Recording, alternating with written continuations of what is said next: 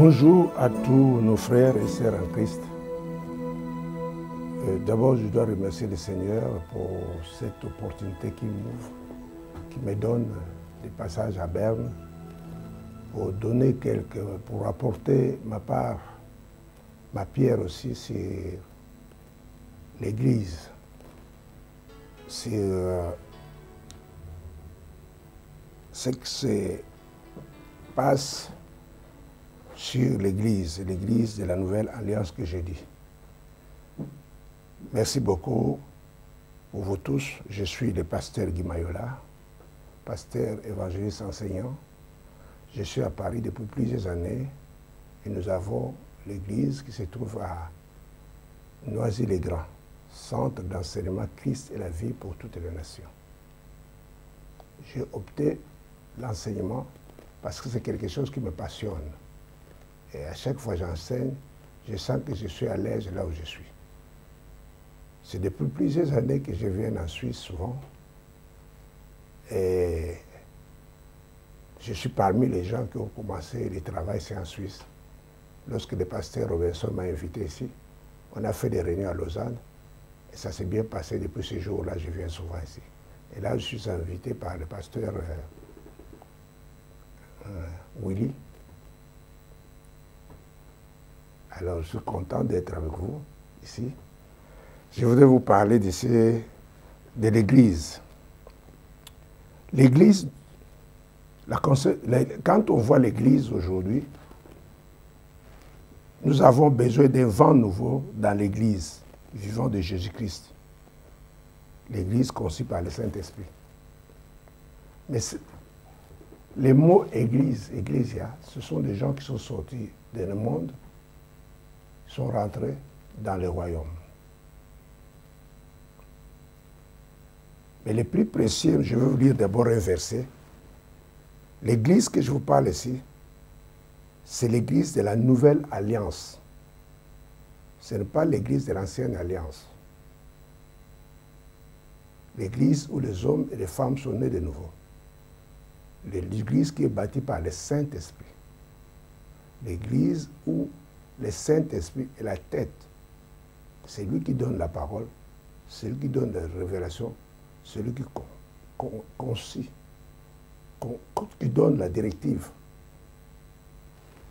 Je vais lire d'abord un verset dans Hébreux 8, verset 6. Mais maintenant, il a obtenu un ministère autant supérieur qu'il est le médiateur d'une alliance plus excellente qui a été établie sur de meilleures promesses. En effet, si la première alliance a été sans défaut, il n'aurait pas question de remplacer par une seconde.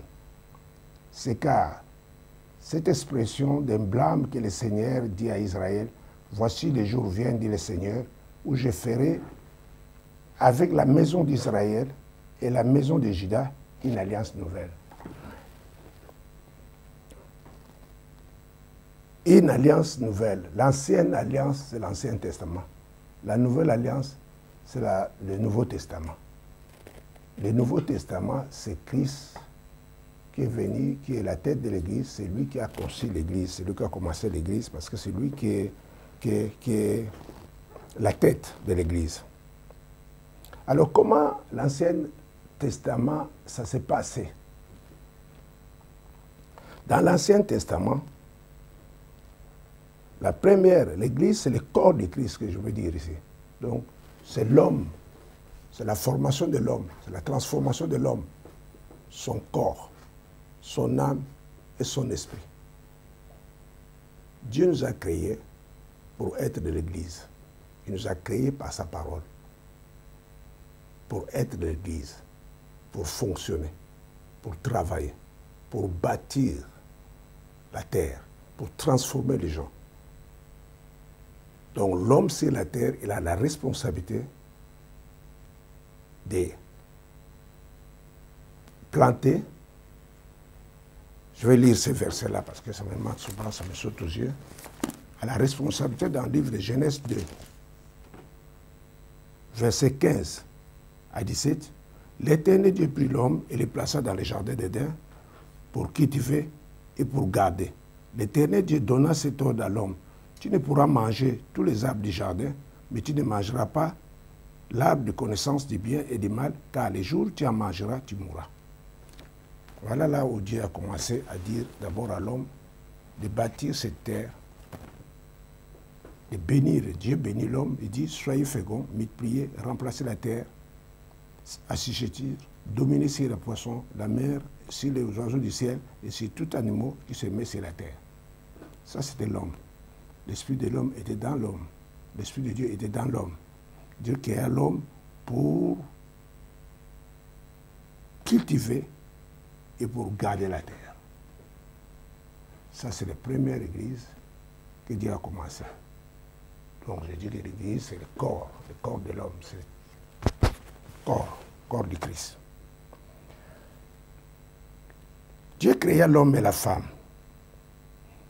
L'homme avait péché. Il n'a pas observé ce que Dieu l'avait dit. Maintenant, l'homme, le salaire du péché, dans Romains 3, verset 23, c'est la mort. Alors Dieu a donné des ordres à l'homme. Dans le livre de Genèse 3, verset 15 et 19, j'augmenterai la souffrance. Ça, c'est la femme.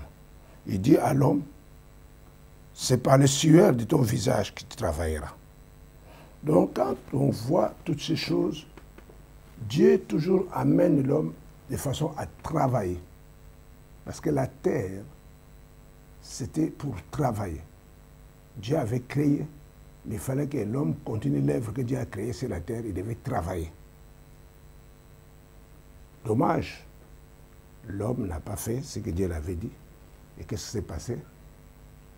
L'homme est tombé dans le péché. La Bible dit que dans le livre de Genèse 2, Genèse 3, verset 6, la femme vit que l'arbre était bon à manger, agréable à la vie, et qui était précieux pour ouvrir l'intelligence, et elle prit son fruit et mangea, et le donna aussi à son mari qui était auprès d'elle, et la mangea. Donc c'est là où la première église créée par des hommes, où il y avait des bâtiments, il y avait tout ce... L'homme devait travailler et l'homme a péché. Je vais aller plus vite parce que ça, je vous donne seulement une mise. Qu'est-ce qui s'est passé? Parce que j'ai dit que l'église est un corps de l'homme. Quand Dieu créa l'homme d'abord, il a pris l'homme, il avait l'esprit de Dieu, mais l'homme a péché. Dans Genèse 6, verset 3, l'esprit de Dieu est parti, l'homme est resté. Alors le monde est resté comme ça, vide, qu'on appelle le monde, où dans le livre de Job, verset 10, 22, 23, il dit que c'est le monde, le pays où, je vais lire encore ce verset-là. Ça, c'est très important de lire des versets bibliques, parce que là, nous allons comprendre que la première église a été l'ancienne église. Et ce qui est ancien a été détruit par l'homme, lui-même, parce qu'il n'a pas marché selon la loi de Dieu. La première église, selon la loi. La deuxième église, c'est l'Esprit de Dieu qui a commencé cette église. Alors, la première église était une église charnelle. La deuxième église, c'est une église spirituelle. C'est ce que je vais aller plus loin quand je vais commencer dans la Nouvelle Alliance. Vous voyez? La première église, la première alliance, il y avait des défauts. Mais la Nouvelle Alliance, c'est une alliance excellente. Alors, dans Isaïe 54, versets 1 à 5, Dieu parle de la femme. Dans Dieu parle de l'époux et l'épouse. Alors, quand nous voyons l'homme, la première chose que Dieu a, quand l'homme a péché, cette église a été laissée de côté. Et qu'est-ce qui s'est passé? Dieu maintenant, il s'est fait péché, il s'est fait malédiction. Il est venu sur la terre sous couvert d'une femme qui s'appelait Marie, notre maman.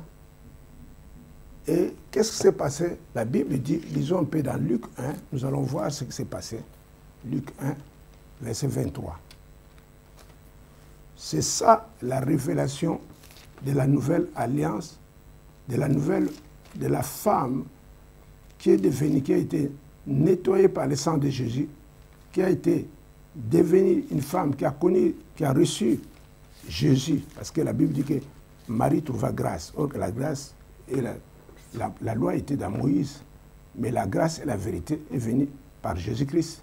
Jésus-Christ, il est la vérité.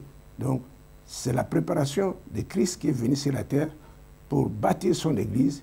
Christ est devenu la tête de l'Église. Christ est venu pour commencer ce travail-là. Il devait souffrir, mourir, jusqu'à la puissance de la résurrection où Christ est ressuscité. Maintenant, Christ est à droite du Père et là, il nous a laissé, nous, comme des envoyés. Nous allons voir ça tout à l'heure, comme des ministres, pour prêcher l'Évangile. La Bible dit, dans Luc 1, verset 13, dit, l'ange lui dit, ne crains pas Zacharie, car la prière a été exaucée. Non. Verset 26, au 6e mois, l'ange Gabriel fut envoyé par Dieu à la ville de Galilée, appelée Nazareth, auprès d'une vierge fiancée d'un homme de la maison de David, nommé Joseph. Le nom de la vierge était Marie. L'ange entra chez elle et dit, je te salue, toi, qu'une grâce a été faite et le Seigneur est avec toi. Troublé par cette parole, Marie se demandait ce que pouvait signifier une telle salutation. L'ange lui dit, ne crains point Marie, car tu as trouvé grâce devant Dieu, et voici, tu deviendras enceinte et tu enfanteras un fils, tu lui donneras le nom de Jésus. Jésus qui signifie, c'est le sauveur. Alors nous voyons ici que les choses, Dieu a voulu venir à travers le ventre d'une femme qui s'appelait Marie. Parce que Dieu, Jésus dit que je suis le chemin, la vie et la vérité. Alors comme c'est un Dieu de vérité, il devait venir prendre les mêmes douleurs, souffrir les mêmes douleurs, sortir de la même partie-là. Vous allez découvrir qu'à la fin, vous allez voir que c'était quelque chose qui était bien pour l'Église et c'était Dieu lui-même. Parce que comme lui, il est la tête de l'Église, il devait bâtir l'Église, il devait venir à travers une femme qui était née dans le péché. Et cette femme-là a trouvé grâce. C'est une femme qui était vierge, une femme qui était pure, une femme qui était sainte. C'est ça, vous voyez. Dieu devait naître dans une ventre d'une femme qui était dans le péché, parce que la Bible dit que tous les hommes qui sont nés d'une femme sont nés dans le péché. Et pour sauver, pour apporter le salut de tout le monde. Jésus, il est le sauveur du monde. Mais ce qui est plus important que nous devons noter dans cette arrière, parce que je passe un peu vite, verset 34, verset 37, il dit que Marie dit à l'ange, comment se fera-t-il puisque je ne connais point d'homme? L'ange lui répondit, le Saint-Esprit viendra sur toi et la puissance du Très-Haut découvrira son nom. C'est pourquoi le Saint-Enfant qui naîtra de toi sera appelé Fils de Dieu. Voici Élisabeth, ta parente, a conçu elle aussi un fils à sa vieillesse, et celle qui était stérile est dans son 6e mois, car rien n'est impossible à Dieu. Dieu, les choses de Dieu sont parfois insondables. La Bible dit les voies de Dieu, de l'Éternel, sont insondables, impénétrables. Dieu, il n'est pas un homme. Dieu, il est esprit. Il est omniscient, il est omniprésent et omnipotent. Donc, il maîtrise toutes choses sur la terre. Et comme il est esprit, il devait venir dans le ventre, mystérieusement, dans le ventre d'une femme, vous voyez, pour commencer une nouvelle alliance, pour commencer à bâtir sa maison, bâtir les hommes. Alors, cette nouvelle alliance, ce que je suis en train d'expliquer, c'est que l'ancienne alliance, la Bible dit que Dieu qui a créé les cieux et la terre n'habite pas dans des temples créés des mains d'hommes. Ce genre de connaissances que nous avons eues dans le passé, c'est sur le passé. La Bible dit que si quelqu'un est en Christ, il est devenu une nouvelle créature. Les choses anciennes sont restées anciennes. Les choses sont devenues nouvelles. Et lorsque Dieu dit dans la parole, dans sa parole, la parole de Dieu, on ne peut enlever, on ne peut ajouter, parce que c'est une parole. Mais la parole de Dieu est prêchée par la révélation du Saint-Esprit. L'Église de Dieu est construite par la révélation du Saint-Esprit. Et là, quand Marie a posé la question à l'ange, elle dit, comment se fera-t-il puisque je ne connais point d'homme? L'ange lui répondit, le Saint-Esprit qui est Dieu. Dieu lui-même, il est venu ici en 3 personnes. Dieu lui-même dans 3 personnes. Le Père, le Fils et le Saint-Esprit. Le divin qui est Dieu, il est insondable, impénétrable. Tu ne peux pas connaître Dieu sans passer par le Saint-Esprit. Tu ne peux pas passer par le Saint-Esprit sans que Jésus te baptise du Saint-Esprit. Et comme Jésus et le Saint-Esprit, ils ont une relation, à partir du Saint-Esprit, tu vas te Christ, cette révélation qu'il va te donner, Christ c'est la parole, Christ c'est la vie, c'est à partir de là qu'il te transmet la vie. L'église de Jésus-Christ, c'est une église vivante, ce n'est pas une église des morts. L'église de Jésus-Christ, c'est la maison de Dieu, c'est la maison de prière pour toute une nation. L'église de Jésus transforme la vie. Moi-même, je suis un témoignage vivant de ma vie ici, sur terre. Donc, je vis ce que Dieu, comment il a transformé ma vie. Je ne peux pas aller là, mais je vous parle seulement de l'église. La confusion qu'il y a là dans l'église. Dans l'Ancien Testament, il y avait la confusion. Joël 2, verset 26, 27, 28. Lisez seulement la Bible, comme ça, je file vite avec des versets bibliques. Mais dans la Nouvelle Alliance, il n'y a pas de confusion. Le Saint-Esprit, l'Esprit de vérité. Vous savez, la Bible dit qu'aucune puissance n'est contre la vérité. La Bible dit que vous connaîtrez la vérité vous rendra libre. Quand nous parlons de la vérité, un enfant de Dieu doit dire la vérité. La vérité, parce que la vérité, Dieu c'est un Dieu de vérité. Oui. Alors, quand Dieu a commencé, Dieu maintenant, quand il a, le Saint-Esprit, quand il est venu, le Saint-Esprit, c'est lui qui a commencé le premier. Dans Matthieu 16, verset 23. Nous allons lire pour voir un peu comment le Saint-Esprit a commencé. Et puis nous allons aborder sur la première alliance, deuxième alliance, et vous allez voir les intercessions et toutes ces choses. Parce que si quelqu'un n'est pas né de nouveau, il ne peut pas comprendre les choses de Dieu. Le passé, c'est le passé. Abraham, Isaac et Jacob, ça c'est le Dieu d'Abraham, Isaac et Jacob. Mais qu'est-ce que le Dieu de Jésus-Christ dit? Parce que Jésus-Christ est venu ici, sur la terre, comme il est né de la poussière, et né de l'Esprit, dans Galates 4, verset 4. Il est venu sur la terre pour nous racheter. Et personne ne peut racheter quelqu'un s'il n'est pas Dieu. Jésus-Christ, il est véritablement Dieu. Jésus-Christ dit dans Jean 3, verset 16, « Je suis venu, Dieu a tant aimé le monde qu'il a envoyé son Fils. Quiconque croit en lui ne périt jamais, qu'il a la vie éternelle. Personne sur la terre ne peut te donner la vie éternelle sauf Dieu. » Et ce qui montre que l'alliance de Dieu voulait que nous vivions avec lui éternellement. Mais Dieu a été décidé de la capacité, de la façon que l'homme a géré la terre. Et nous voyons qu'aujourd'hui, si la terre est dans la confusion, s'il y a des péchés sur la terre, le problème c'est l'homme qui a choisi le mal. Mais Dieu, quand même, dans l'Ancien Testament, il a dit à l'homme, dans Deutéronome 30, verset 15, 19, il a dit à l'homme, il a dit, j'ai mis le mal et le bien, choisis le bien. Parce que c'est Dieu qui a créé le bien et le mal. L'homme est libre choix. C'est Dieu est venu, c'est pour cela que Dieu lui-même est descendu sur la terre pour sauver l'homme. Parce qu'avant que l'homme soit créé, Dieu l'aime. Dieu l'aime à cause de l'amour. Mais la Bible dit que l'amour couvre toute multitude de péchés. C'est à cause de ça. Dieu a voulu pardonner l'homme. Dieu l'a pardonné l'homme à cause de l'alliance qu'il avait faite avec Abraham. La postérité d'Abraham sera bénie. Le fruit d'Abraham sera béni. Et c'est ce que nous qui sommes nés dans le Seigneur, nés de nouveau, nous sommes bénis à cause de l'alliance que Dieu a faite avec son Fils Jésus.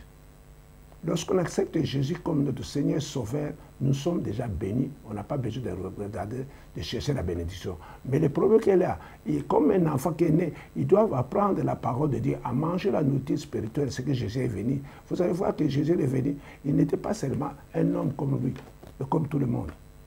La Bible dit, si vous l'avez connu, le Seigneur Jésus-Christ, dans 2 Corinthiens 5, verset 16, homme comme homme, maintenant il n'est plus là. Il est esprit, il est à droite du Père. Il est là, il regarde toutes choses. Donc tu ne peux pas passer vers le Père sans passer par le Fils. Le Fils, c'est Jésus. Et quand tu ne crois pas au Fils, là tu es condamné. Et quand tu crois au Fils, là tu es sauvé. Vous allez voir pourquoi Jésus est devenu Fils sur la terre. Parce qu'il était délégué, il était un envoyé. Dieu l'avait envoyé sur la terre. Et ça, c'est le mystère de Dieu. Dieu avait vu que les hommes et les femmes qu'il a créés sur la terre, ils ont péché, Adam et Ève créés. La Bible dit aussi que tout homme qui est né d'une femme, il est né dans le péché. À cause de cette sémence d'Adam et Ève.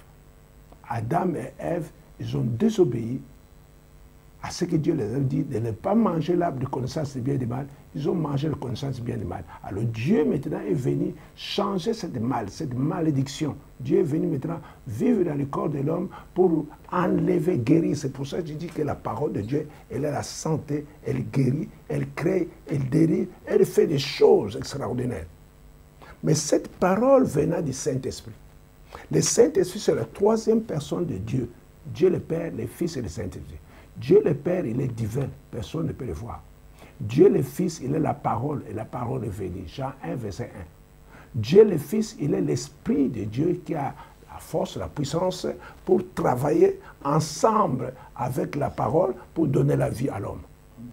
Jésus a dit que ma parole, esprit et vie.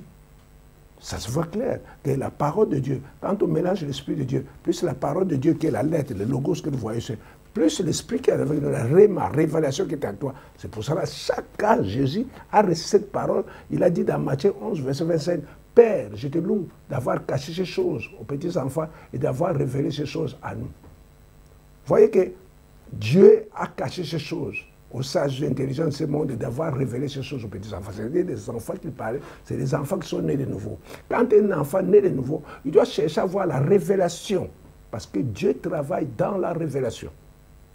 Dieu ne travaille pas avec des choses que nous voyons. Mais non, Dieu, il est la lumière, il est la vérité. Et quand il vient sur la terre, il doit rentrer dans un corps du péché pour enlever ces péchés-là, pour donner la vie à ces corps, pour enlever la condamnation.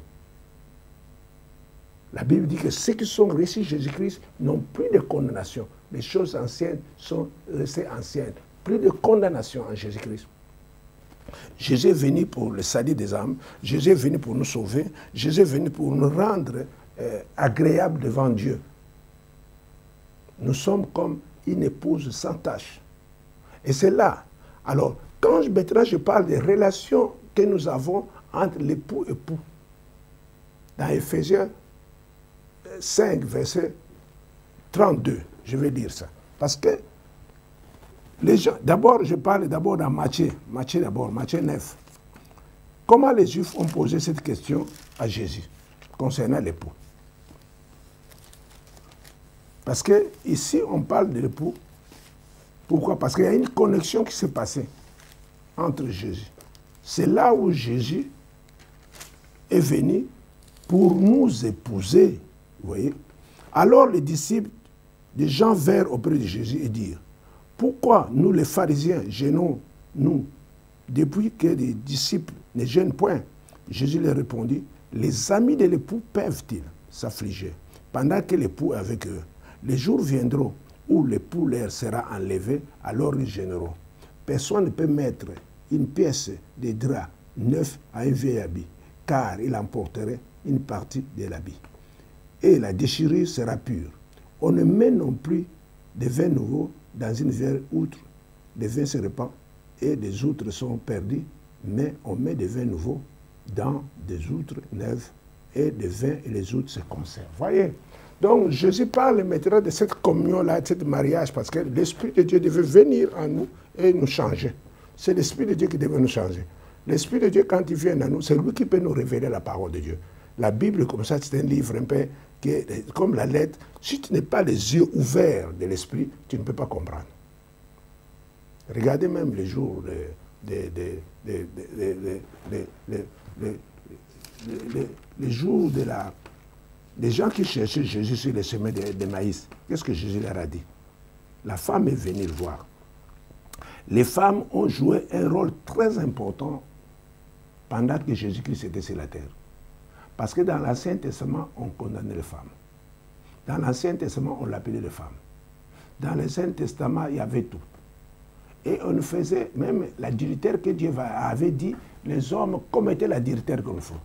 Mais dans la Nouvelle Alliance, non. Je vous dis que la loi, c'est la mort. La loi, c'est la condamnation. Lorsque tu fais des choses dans l'Ancien Testament, on te tue. Mais dans la Nouvelle Alliance, la femme a été pardonnée.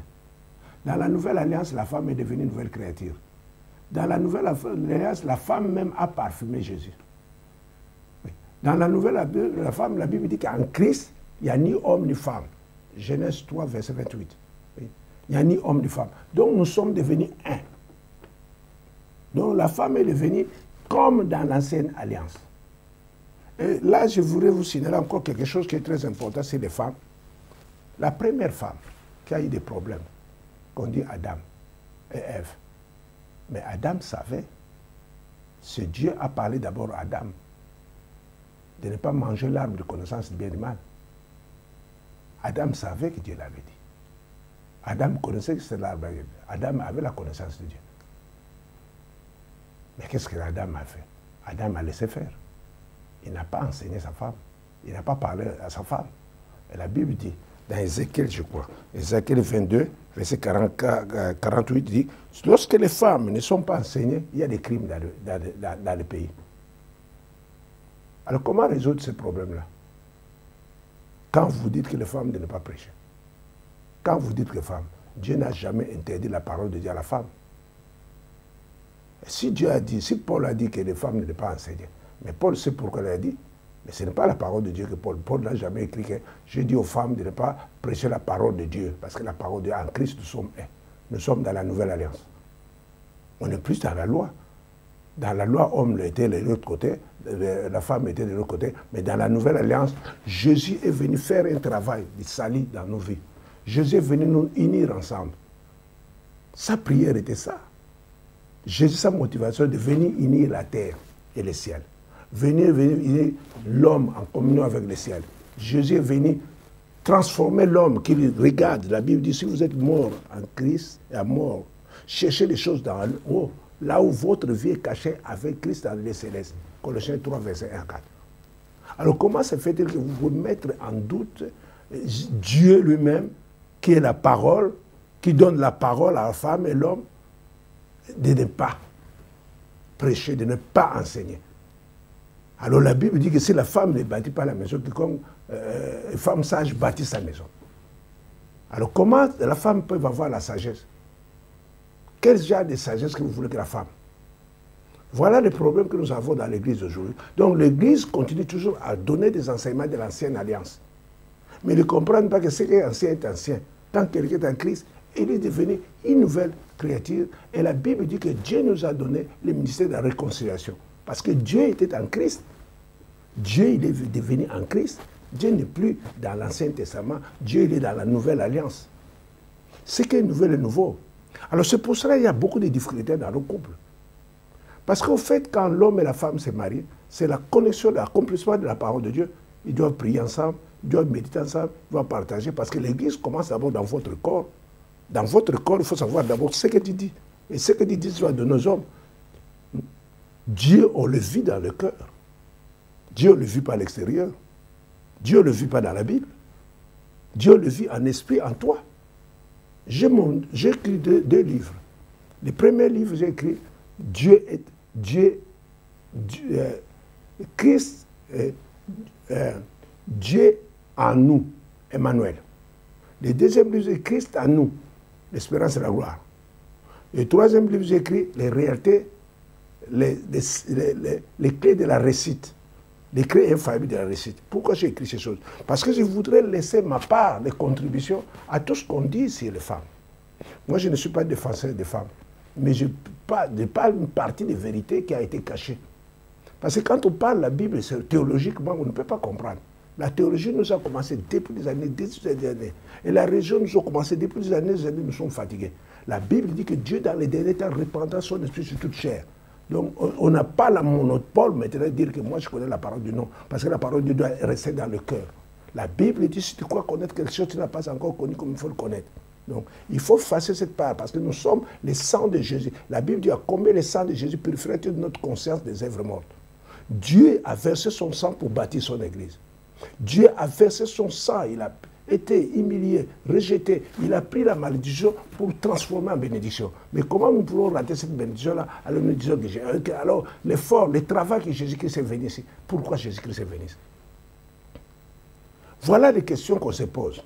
Voilà les choses. Donc Dieu il est capable de faire des choses. La Bible dit que la loi que nous instituons, la loi c'est la mort. La Bible dit que la foi c'est ça, la vie, l'esprit. Donc nous voyons maintenant que Dieu est en train de transformer son Église.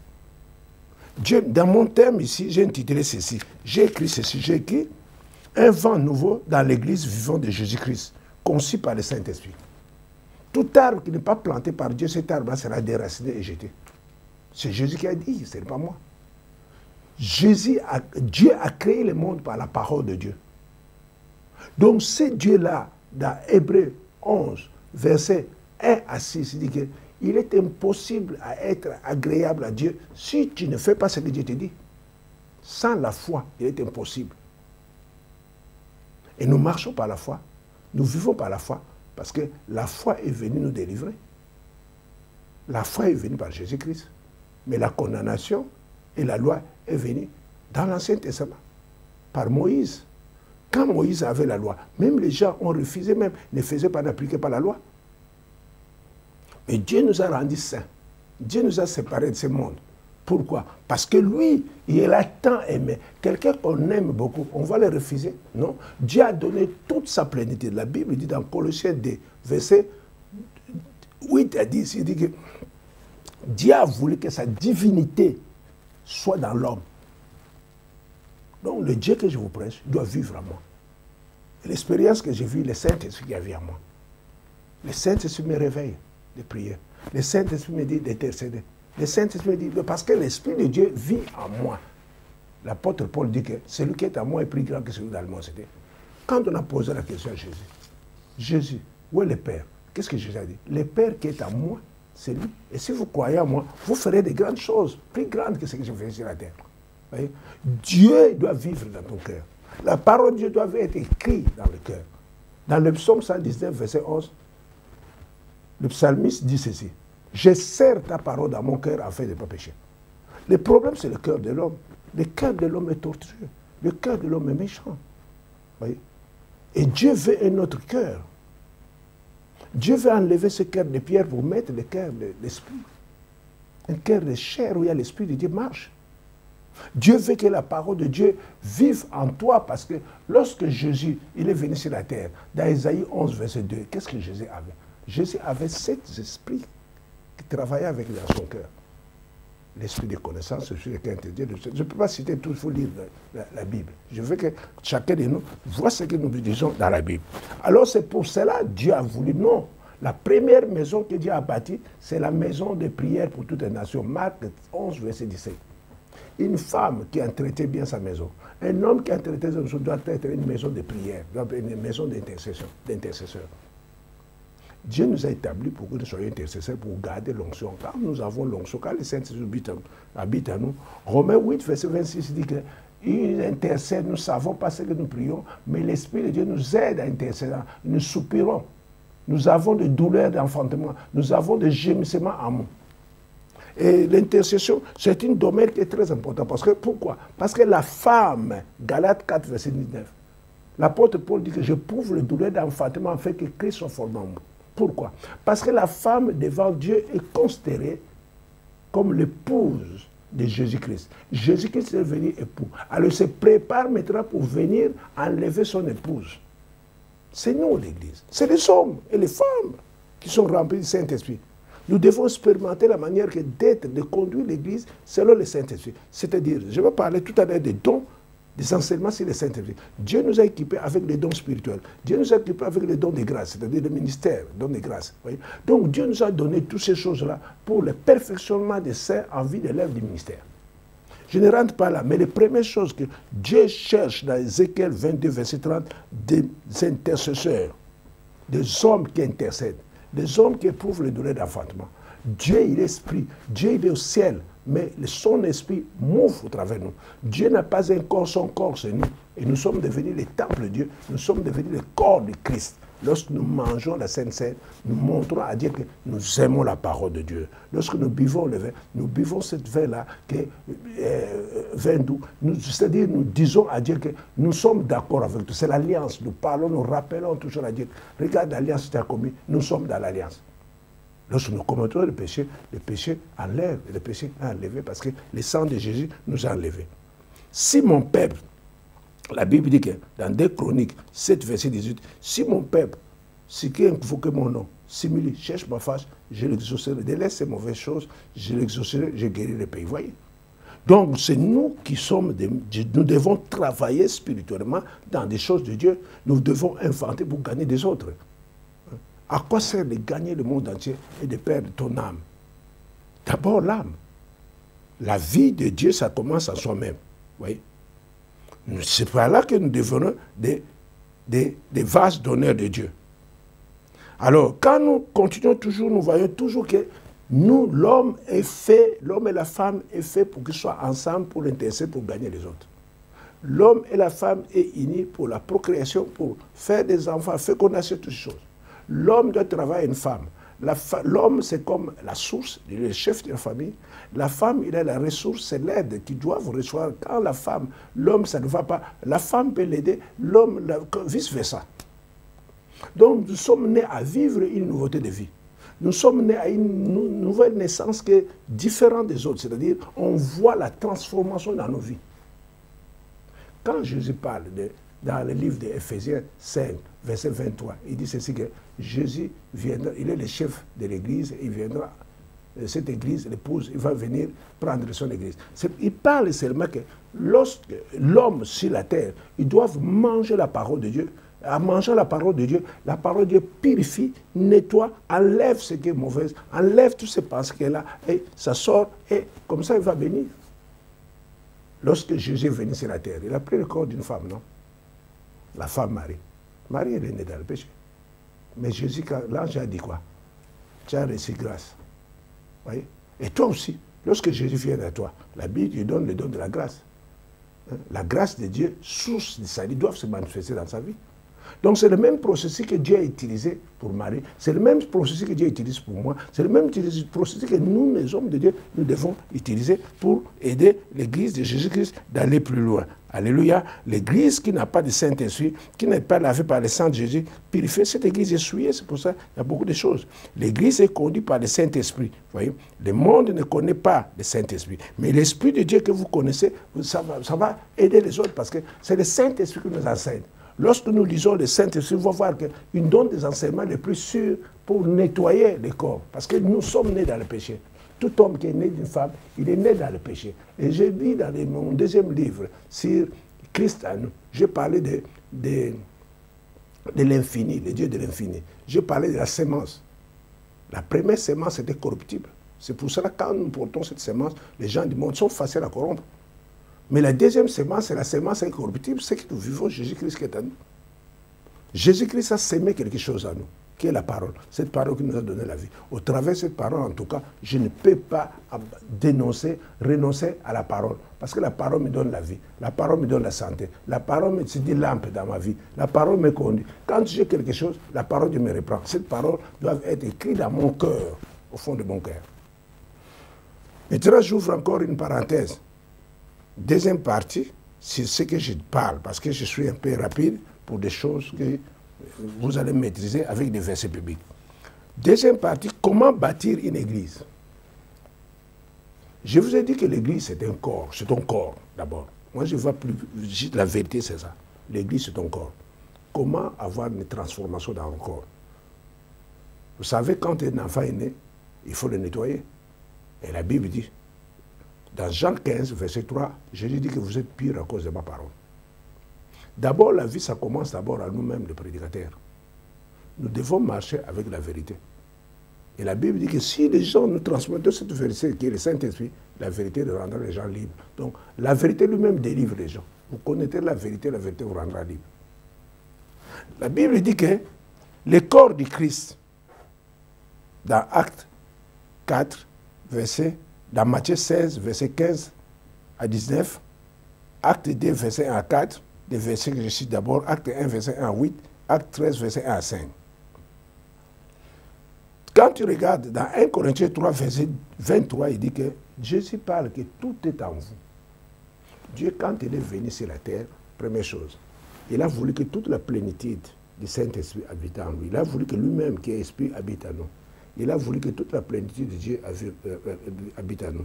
Il a voulu que toute la divinité de Dieu habite en nous. Donc, dans Colossiens 1, verset 27-29, il dit que Christ en nous, le mystère qui était caché, Christ en nous, l'espérance et la gloire. L'apôtre Paul dit que c'est par sa force, par sa puissance que je travaille. C'est parce que Dieu doit vivre en nous. Si Dieu ne vit pas encore en toi, attends d'abord la période qu'il est en train de nettoyer. Donc, il ne faut jamais abandonner l'église. Il faut venir toujours à l'église pour manger la parole de Dieu, pour manger la parole. Tu ne viens pas à l'église pour un homme. tu viens à l'église pour manger la nourriture spirituelle. Et cette nourriture que Dieu a préparée, qu'il donne à l'homme de Dieu pour venir donner. Et donc tu dois toujours manger cette nourriture. C'est comme à la maison, c'est comme tous les jours tu dois manger. Si la nourriture est bonne, tu vas voir que ta santé est bonne. Si la nourriture est mauvaise, Dieu va te signaler, il va signaler à son serviteur, il va changer de méthode. C'est comme ça que Dieu nous nourrit. Donc le corps doit être nourri. Et bâtir l'église, il faut bâtir sur les rocs. Je parle comme ça parce que j'ai des versets, je ne peux pas parler tellement. Dans 1 Corinthiens 10, verset 1 à 4. L'église est bâtie sur les rocs. Le roc, c'est Jésus. La pierre rejetée qui est devenue la principale des larmes. C'est-à-dire la parole de Dieu. Mais l'Esprit de Dieu, je vous ai parlé tout à l'heure, que l'Esprit de Dieu, c'est lui qui communique la parole. L'Esprit de Dieu vient habiter à toi. L'Esprit de Dieu vous convaincra des péchés. L'Esprit de Dieu commence à faire ce temps. Il prendra la parole qui est dite dans la Bible, il annoncera aux autres. L'Esprit de Dieu, il convainc les pécheurs. Parce qu'il habite en toi. Quand tu parles et tu prêches, le message qui sort dans ta bouche, ça convainc les gens. Et quand les gens, c'est-à-dire convaincre les gens, c'est-à-dire les gens sentent que la nourriture est bonne, ils mangent ça. Et ça nettoie à l'intérieur de leur âme. À l'intérieur de leur âme. Dans l'âme, il y a la connaissance, il y a la sagesse, il y a l'intelligence. Ça renouvelle tout ce qui est à nous. Jésus est le meilleur médecin. La parole de Dieu, c'est le médicament. Voyez? Ces trésors doivent habiter dans nos cœurs. Matthieu 6, verset 21. Là où il y a ton cœur, il y a ton cœur, ton trésor. Maintenant, le problème qui est là, qu'est-ce que nous annonçons? Nous parlons de qui? Nous parlons de Jésus. Qui est Jésus? Mais Jésus est Dieu. Comment Jésus est devenu Dieu? Pourquoi Jésus est Dieu? Parce que la Bible dit qu'il est la parole. La Bible dit que la parole qui se fait chair. Dans 1 Jean 5, verset 25, la Bible dit par l'Esprit de Dieu. Sans quelqu'un n'est pas né de nouveau, il peut pas comprendre ces choses-là. Par l'Esprit de Dieu, tu vas comprendre qu'il est le véritable Dieu et la vie est éternelle. Le Père, Jésus dit que moi et le Père, nous sommes un. La Bible dit que Dieu était en Christ, réconcilié les autres. L'apôtre Paul dit dans Galates 2, verset 20, il dit que ce n'est pas moi qui vis, c'est Christ qui vit en moi. Voyez? Donc, quand Jésus-Christ vient ici, vous expérimentez, vous allez voir qu'il y a un changement qui se produit. Comment se fait? Donc, tu ne peux pas, soi-disant, chrétien si tu n'es pas né de nouveau. Jean 3, verset 3 à 6. Il faut que l'Esprit de Dieu te transforme. Il faut que l'Esprit de Dieu te convainc. Il faut que l'Esprit de Dieu change ta façon de voir. Il faut accepter le baptême du Père, le baptême du Fils et le baptême du Saint-Esprit. Qu'est-ce que c'est le baptême? C'est un engagement d'une bonne conscience. C'est-à-dire, je renonce à tous les passés, c'est fini. Si je veux accepter le Seigneur Jésus-Christ, je confesse Romains 10, verset 9, de ma bouche, le Seigneur Jésus, je crois au fond de mon cœur que Dieu le Père a ressuscité des morts, je suis sauvé. Si je veux voir le baptême des fils, immersion de l'eau, c'est un engagement d'une bonne conscience, c'est-à-dire, l'eau, ça montre la parole de Dieu, bien l'Esprit de Dieu. Donc, je sors de la parole, c'est fini, j'ai sorti de ce monde-là. Si je veux le baptême du Saint-Esprit, Dieu maintenant va dire à son serviteur de prier pour moi, pour que j'accepte le baptême du Saint-Esprit. Et c'est ce baptême-là qui est encore très visible, qui va te conduire, parce que tu dois vivre en esprit, tu dois marcher en esprit, tu dois être conduit en esprit. Alors Jésus lui-même, je vous ai dit, c'est par le Saint-Esprit qu'on voit. Le Saint-Esprit a dit dans Jean 1, verset 17-18, il dit que Jésus-Christ, le Moïse, la loi, je vais lire ces versets-là comme ça que nous allons voir ce qui est écrit là. Parce que c'est très important, vous savez savoir que Jésus lui-même, il est la grâce de Dieu, il est le don gratuit de Dieu, Dieu a envoyé. Jésus-Christ, il est la justice de Dieu, il est la justice, il nous a justifiés. Voyez. Sans Jésus, nous ne pouvons pas voir ces choses-là, la justice, la grâce, la rédemption, le Saint-Esprit. C'est Jésus qui apporte ces choses-là. Parce que le Saint-Esprit nous donne la conviction du péché. Et la grâce de Dieu, c'est un don gratuit qui nous permet de vivre la plénitude de Dieu, de vivre les bienfaits de Dieu, de vivre les choses du ciel venant à nous, la présence de Dieu en nous. C'est une faveur méritée. Dieu nous a envoyé Jésus pour nous rendre comme lui. Dieu nous a envoyé Jésus pour nous rendre à l'image de son Père. Jésus disait que mon Père qui est à moi, c'est lui qui fait des œuvres, parce qu'il avait un corps humain. Il avait pris la chair. Il est venu ici en tant que fils parce qu'il a porté nos péchés.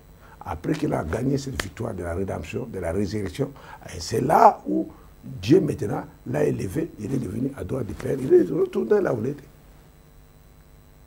Et Jésus maintenant, il intercède pour nous. Et nous devons intercéder. Nous devons prier pour les autres qui ne sont pas, parce que notre but est de gagner les autres. Maintenant, Jésus maintenant nous donne son nom. Le nom de Jésus. Le nom de Jésus a plusieurs connotations. J'ai écrit des versets ici. La Bible dit qu'aucun nom au ciel et sur la terre nous sommes sauvés. Le nom de Jésus donne le salut, nous a sauvés. Le nom de Jésus nous enlève la condamnation. Le nom de Jésus, au nom de Jésus, celui qui croira au nom de Jésus, voici les miracles qui accompagneront. Le nom de Jésus est élevé au-dessus de tous les noms. Quand tu confesses le nom de Jésus, dans Romains 9 et 10, tu es sauvé. Jésus-Christ que je parle ici, il est le même hier, aujourd'hui, éternellement. Jésus-Christ, il est notre Dieu. Pourquoi? Parce que toutes les attributs de Dieu, toutes les qualités de Dieu, toutes les choses que Dieu a fait, il est venu, il a pris l'image, il s'appelle Yoshua Mashiach, Jésus c'est-à-dire sauveur, Christ c'est-à-dire ouais. Donc il a reçu l'onction royale du Père, il est descendu sur la terre pour nous sauver, pour détruire les œuvres du diable. Merci Seigneur. Pour détruire les œuvres du diable. Alors maintenant je rentre dans les dernières parties.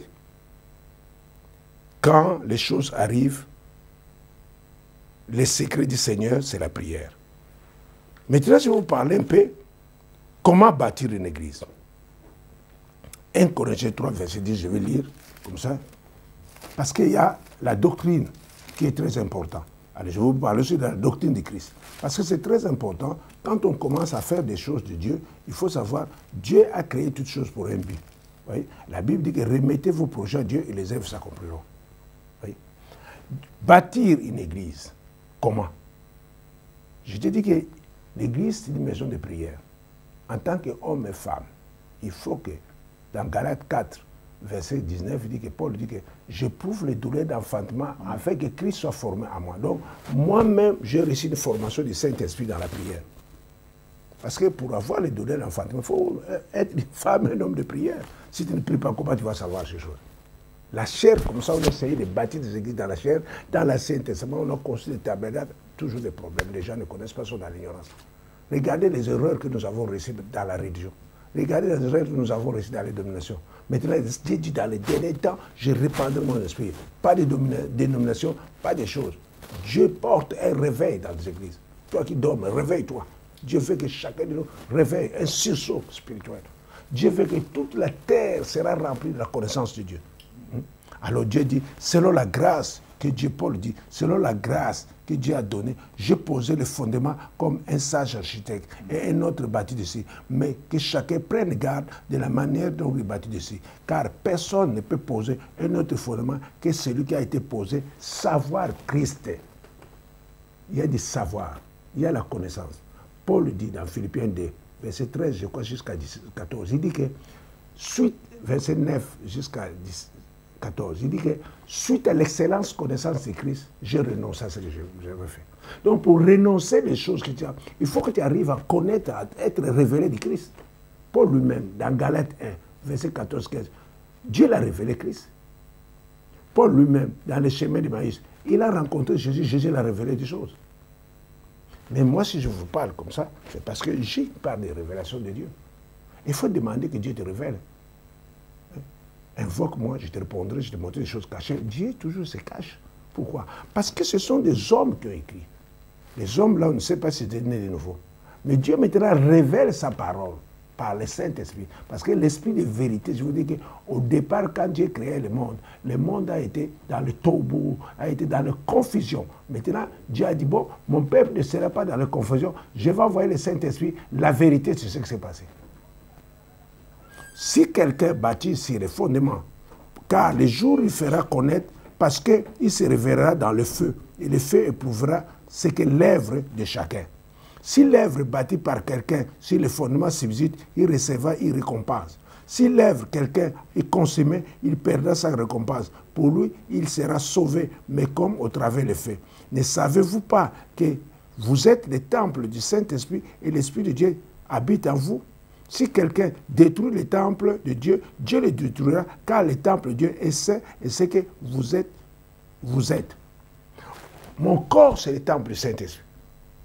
L'Esprit de Dieu habite à moi. Le don de Dieu habite à moi. Tout ce qui est les dons, tu peux acquérir les 9 dons spirituels, parce que Dieu déverse. Vous voyez? La Bible dit que Dieu a dit, si quelqu'un a soif, qu'il vienne à moi, les fleuves d'eau couleront dans son sang. Dieu peut te donner même les 9 dons spirituels. Mais le problème qui se passe, il faut avoir la capacité de travailler avec ça. Il faut savoir comment travailler avec les dons spirituels. Tu ne peux pas bâtir l'église par un seul don spirituel, non. Tu as besoin de bâtir l'église avec des hommes et des femmes qui ont des dons différents. C'est ce que Dieu dit. C'est un corps du Christ. C'est un corps du Christ. 1 Corinthiens 13 dit, les membres, les mains, les yeux, les dos, chacun fonctionne. Mon corps doit fonctionner. Et la parole de Dieu habite à moi. Nous devons bâtir l'église selon, en connaissant Christ. Alors, Christ, comment encore? Nous devons bâtir cette église avec dans Éphésiens 2, verset 22. Il dit que l'église, nous sommes une maison, une habitation de Dieu en esprit. L'église doit être conçue par la parole de Dieu. Doivent être bâties par les enseignements des apôtres et des prophètes. Pourquoi? Quand nous regardons dans l'Acte des apôtres, lorsque les apôtres ont reçu le Saint-Esprit, lorsque les apôtres ont été baptisés du Saint-Esprit, lorsque Jésus est allé au ciel et ressuscité, il est venu. Les premiers enseignements qu'il a donné aux apôtres, dans Acte 1, verset 1 à 5, à 6, dit, soyez baptisés du Saint-Esprit. Lorsque les apôtres ont été baptisés du Saint-Esprit, qu'est-ce qui se passe? Les apôtres ont parcouru les nations des pays pour enseigner les choses. Mais la Bible dit que c'est le Saint-Esprit qui enseigne au travers. C'est pour ça qu'ils décident de produire des différents miracles, les accompagner. Oui. Si tu es né de nouveau, tu vis dans une vie de sanctification, tu vis dans une nouveauté de vie, Dieu t'équipe. Parce que Dieu, son corps, c'est toi. Dieu est l'esprit. Dieu il est partout. Tout ce qui vit, Dieu est là. Tout ce qu'il a créé, Dieu est là. Quand les choses ne vivent plus, c'est la mort. Et Dieu t'a créé sur la terre. Et la Bible dit dans Éphésiens 2, verset 10, il a dit, il t'a établi sur la terre pour de bonnes œuvres, pourvu que tu pratiques. Où sont les bonnes œuvres? Ta foi sans des œuvres, ça ne sert à rien. Alors, quels sont les enseignements des apôtres? Dieu commence d'abord à nous enseigner sur le salut. Dieu commence à nous enseigner sur la grâce de Dieu. Dieu commence à nous enseigner sur la fidélité, l'amour de Dieu, la rédemption. Dieu commence à nous enseigner sur la justice de Dieu. Dieu nous a encore enseigné sur les dons spirituels, les Saint-Esprit, les attributs du Saint-Esprit. Le Saint-Esprit, le Père, le Fils et le Saint-Esprit. Le travail du Saint-Esprit. Nous devons comprendre et la mouvance en esprit. Comment travailler avec le Saint-Esprit? Comment vivre la vie de l'Esprit? Toutes ces choses-là, en pratique, c'est-à-dire qu'il faut prier. Parce que cette maison-ci, il faut prier pour que les vents nouveaux, tu sois réveillé dans ton âme, dans ton esprit. Tu dois renouveler. Vous savez, dans l'homme, il y a 3 parties. L'esprit, âme et corps. L'esprit contacte Dieu. L'esprit est régénéré. Titre 3, verset 5. L'âme est renouvelée. Romains 12, verset 2. L'âme doit être renouvelée par la connaissance de la parole de Dieu. Vous voyez? Et le corps doit être crucifié. Rendre un corps crucifié, agréable à Dieu. Vous voyez? Dieu veut que nous vivons d'une nouveauté de vie. C'est pour ça la Bible dit, si quelqu'un en Christ, il est devenu une nouvelle créature. Ça, c'est les Écritures. Mais en pratique, il faut le vivre. En pratique, il faut commencer à vivre cette vie. Quand Dieu t'appelle au ministère, il faut être fidèle au travail de l'autre. Il faut être fidèle au travail de ton pasteur, il ne faut pas quitter. Alors, parmi les enseignements que Dieu a donnés, il donne des enseignements élémentaires, qui est dans Hébreux 6, verset 1 à 4. Je vais lire ça vite, comme ça, et quoi. Hébreux 6, verset 1 à 4 dit, c'est pourquoi, laissons les éléments de la parole de Christ, tendons ce qui est parfait, sans poser de nouveaux fondements du renoncement aux œuvres mortes, de la foi en Dieu, de la doctrine du baptême, de l'imposition de mains, de la résurrection de mort et du jugement éternel. C'est cela que nous ferons si Dieu le veut. Dieu veut que nous soyons des choses là. Laissons les éléments. Voyez? Les choses, les éléments là, ça bloque. Au lieu d'avoir la nourriture solide, la nourriture qui va recréer notre cœur. Et vous voulez seulement des miracles, des dons. Non. Tu dois savoir parler devant un homme. Pourquoi tu as reçu Jésus? Pourquoi tu crois en Jésus? Oui. Parce que nous aurons, la Bible dit qu'il y a 3 tribunaux de Jésus. Il y a des jugements. La Bible, je parle de jugement éternel. C'est-à-dire quoi? Ici, dans ma Bible, j'ai vu qu'il y a 3 tribunaux de Dieu. Tribunal humain, les hommes vont te juger. Tribunal de Christ, Christ va te juger. Tribunal de Dieu. Alors, je vous dis que nous sommes là, pas la politique. La Bible n'a rien à voir avec la politique. Rendre à César ce qui est à César, à Dieu ce qui est à Dieu. La politique, c'est une autre doctrine. Nous sommes... La politique, c'est le royaume du monde. Le monde est contrôlé par Satan. Tous les chefs de ce monde, le monde a ses envoyés, tous, est contrôlé dans ce monde. Mais nous sommes dans la parole de Dieu. Nous sommes dans le royaume de Dieu. C'est pour ça que Nicodème, qui faisait la politique, je crois, et Gamaliel, Dieu est venu le voir, il veut le voir, il dit, mais si tu veux être mon serviteur, vous comprenez, tu dois naître de nouveau. C'est que de l'homme, mais moi je suis l'esprit, tu vas marcher les choses de l'esprit. Et nous avons un travail, mes chers, mes bien-aimés. Laissons les choses, rendons à César ce qui est à César, prenons ce qui est de Dieu, mettons ça, les gens ont besoin. Les gens ont soif de la parole de Dieu. Les gens ont besoin de Dieu. Les gens veulent vivre une autre vie, une nouveauté de vie. Jésus que je vous parle là, je voulais terminer, Jésus que je vous parle là, vous savez que Jésus, on l'a dit, Pierre a dit, Jean a dit, voilà l'agneau de Dieu qui ôte le péché de ce monde. Et pourquoi on ne vous dit pas? La Bible dit que Jésus viendra, vous voyez, il viendra chercher son église. L'église, ce sont des hommes et des femmes qui sont nés de nouveau, lavés par le sang de l'agneau, sauvés par l'agneau. Alors ne restons pas dans cette position-là que nous sommes toujours des chèvres, des brebis qu'on amène. Non, Dieu veut que nous arrivions, nous devenons des agneaux. L'agneau est de viande et l'agneau est tendre. L'agneau, on le voit, ça témoigne. La Bible, les chrétiens, Dieu ne veut pas voir les chrétiens du dedans, des chrétiens dehors. Dieu veut les chrétiens qui sont là. Alors, veillez, n'abandonnez pas vos assemblées. Restez toujours assemblés ensemble. C'est là qui fait l'unité. C'est là qui fait la force. Parce que quand vous êtes unis, sortez de vos maisons, venez prier, venez intercéder pour gagner les autres, pour intercéder les autres, pour travailler afin que nous détruisons ce royaume. Jésus est venu pour détruire les œuvres du diable. Alors, qui doit détruire ces œuvres-là? C'est nous. Nous avons, parce que nous sommes des ambassadeurs de Christ. Nous sommes ses enfants. Nous sommes des ministres de Christ. Nous sommes des serviteurs de Christ, qui est saint. Dieu, il est saint. Il veut que nous soyons saints. Séparez-nous de ce monde. Travaillons. La Bible dit que le don et l'appel de Dieu est irrévocable. Dieu nous a appelés. Qu'importe ce que tu fais, mon frère, tu rendras compte à Dieu. Le tribunal de Dieu nous attend. Le jugement de Dieu nous attend. Nous devons nous s'efforcer à être ensemble, à bouter l'ennemi au milieu de nous. Dominer le monde. Piller le monde. Pour que les gens rentrent dans le royaume de Dieu. Il y a les royaumes de Dieu. Il y a les royaumes du monde. Il y a des choses de ce monde. Il y a des choses de Dieu. Vous êtes où? Vous marchez avec qui? Vous vivez avec qui? Vous travaillez avec qui? Pourquoi toutes ces choses-là que vous savez, tout ce qu'on ajoute, ça vient du malin. Le monde est en train de séduire l'Église. Le monde est en train de rentrer dans l'Église. Je vous dis que l'Église doit marcher sous l'assistance du Saint-Esprit. Parce que le Saint-Esprit, lui, l'Esprit de vérité. Le Saint-Esprit, il montre, il dit la vérité. Si quelque chose ne va pas dans l'Église, le Saint-Esprit a des dons, les 9 dons spirituels, est capable de travailler. Nous sommes équipés. Nous sommes plus forts. Ah oui, dans les derniers temps, nous sommes plus forts. C'est pour ça que je vous dis, mobilisez-vous, soyez là, écoutez les enseignements des apôtres et des prophètes. N'ajoutez rien, ne retranche rien. Ne suivez pas des miracles, ne suivez pas des folklores, ne suivez pas toutes ces choses. Nous sommes venus ici pour travailler. La moisson est grande, mais il y a peu d'ouvriers. Prions mettre la moisson d'envoyer des ouvriers. Les grands miracles que Dieu a fait en toi, c'est le salut. Dieu t'a sauvé. Qu'est-ce que tu as donné? Qu'est-ce que tu as donné à Dieu? C'est gratuit. Non? Tu étais dans le monde. Tu étais perdu. Tu allais mourir. Tu n'allais pas mériter. Tu n'allais pas rentrer avoir la vie éternelle. Mais Dieu te donne. Dieu, Jésus, qui a souffert sur la croix, il est Dieu. Il s'est fait homme pour te sauver, pour enlever tes péchés, pour te guérir, pour te changer. Maintenant, tu restes comme ça. Quelle déception! Quelle déception! Vraiment, nous sommes où? Nous allons où?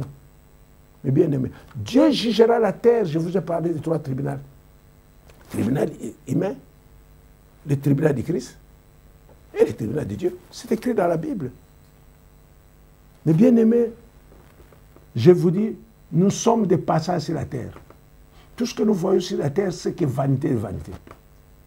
Là où tu es, si tu me vois, si tu m'as entendu, donne ton cœur à Jésus.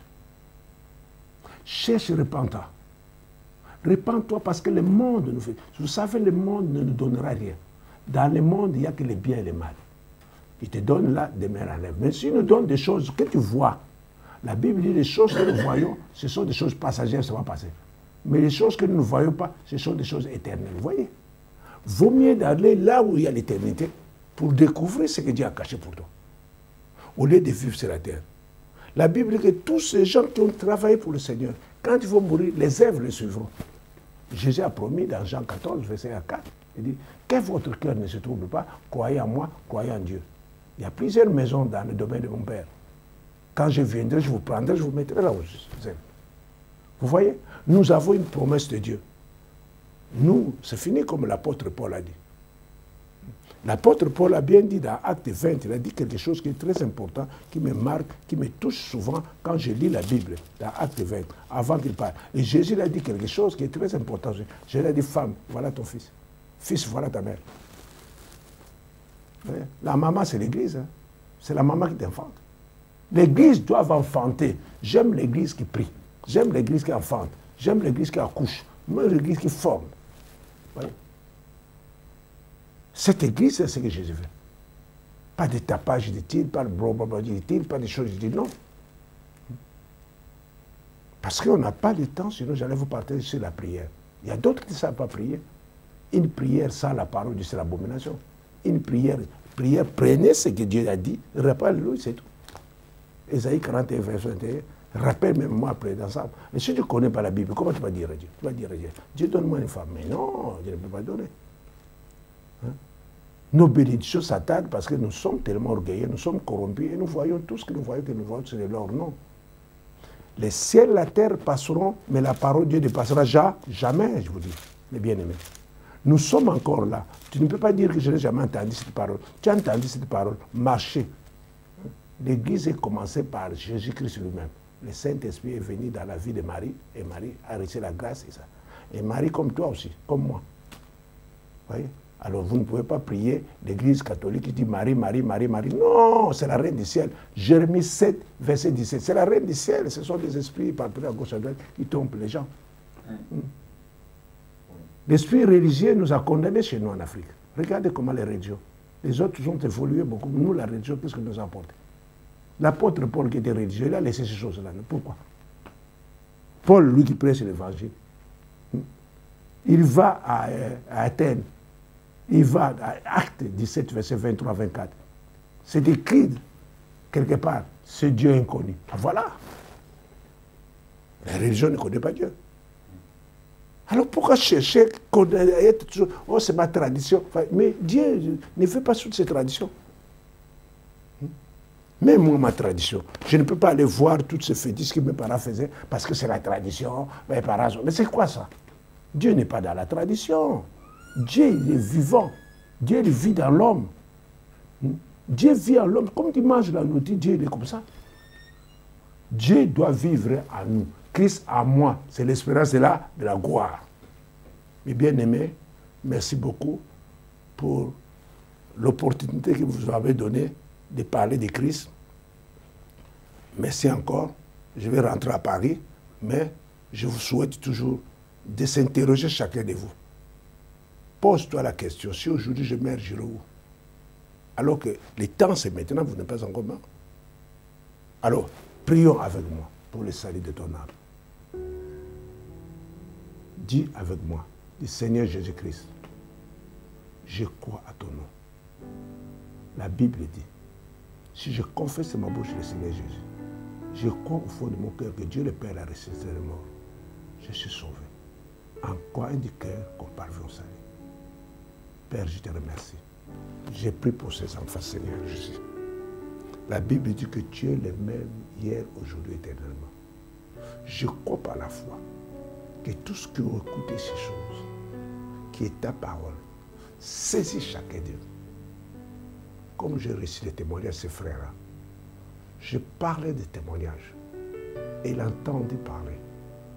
Et quand il est allé à la maison, du fait qu'il a écrit ce que j'avais dit, et aujourd'hui il y a une grande église. Père, je te remercie. Je te bénis. Ce n'est pas moi. Moi, je fais mon rôle. Et c'est toi d'agir dans les cœurs de chacun. Au nom de Jésus-Christ, ainsi j'ai prié. Amen.